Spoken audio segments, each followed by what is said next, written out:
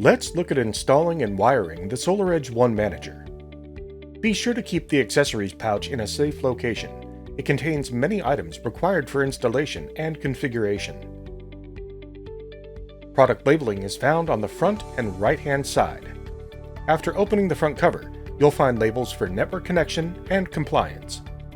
Looking inside the enclosure, we have AC terminations, revenue grade meter, sensor and RS-485 terminations, surge protection, DC power supply, router, the manager controller, and network switch. We'll start by installing the SIM card for cellular connection in the router. The router can be removed from the DIN rail using the clips on the top and bottom.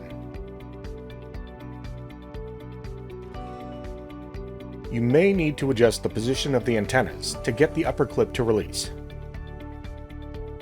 There are 2 SIM slots available on the router. Either can be used.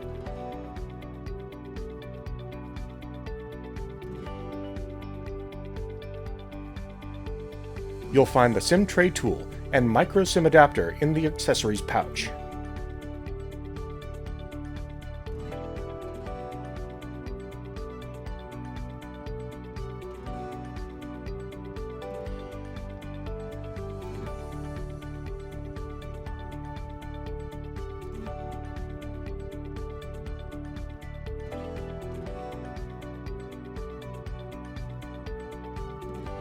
If using site internet, disconnect the network cable from the router and connect the site's Ethernet to one of the 4 LAN ports on the switch.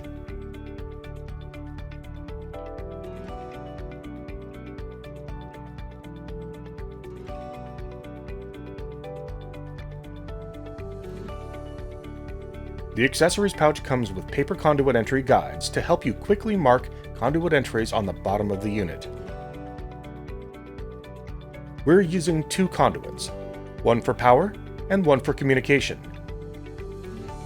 To mount the SolarEdge One Manager, remove the mounting brackets from the accessories pouch and install them on the back 4 corners of the manager.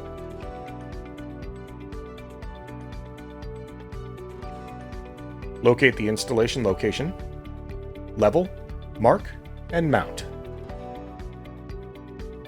After installing conduit, land AC, ground, and neutral, then land AC line 1, 2, and 3 in the labeled breaker terminations.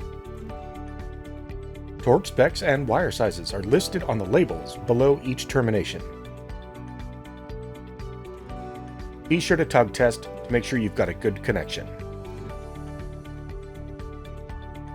Environmental sensors are connected to the RS-485-2 termination along with the positive and negative DC 12-volt power supply terminations.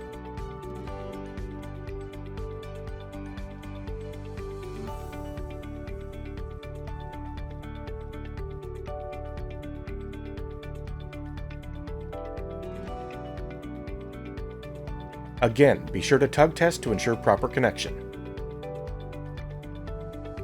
If you're connecting an external meter, connect to RS-485-1, being sure to use a twisted pair for B and A.